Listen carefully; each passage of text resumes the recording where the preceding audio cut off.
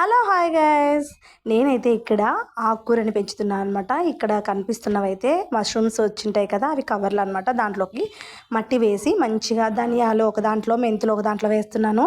ఎలా వస్తాయో చూడాలి. ఫస్ట్ ధనియాలని పగలగొట్టి వేస్తే మంచిగా వస్తాయంట మొలక. అందుకని చెప్పేసి నేను అన్నీ పగలగొట్టి వేసాను అనమాట. ఈ అలా ధనియాలన్నీ మంచిగా చల్లేసి దానిపైన మట్టి చల్లేయాలన్నమాట. ఎక్కువ మట్టి వేస్తే మళ్ళీ లేట్ అవుతాయి రావడానికి. కొంచెం అట్లా పల్చాగా పైనగా చల్లాలి, ఒత్తకూడదు. ఈ పక్క ఇటు సైడ్ కూడా అంతే, మెంతులు కూడా సేమ్ టు సేమ్ ధనియాల మాదిరిగా అలా చల్లేసి దానిపైన మట్టి చల్లేయడమే. ఇవి మొలకొచ్చిన తర్వాత మళ్ళీ మీకు వీడియో తీసి చూపిస్తాను. చాలా మంచిగా వస్తాయని అనుకుంటున్నాను. మీరు కూడా మీ ఇంట్లో ఇలా చిన్న ట్రై చేయండి. నాకు ఎందుకో ఇలా అనిపించింది ట్రై చేయాలని.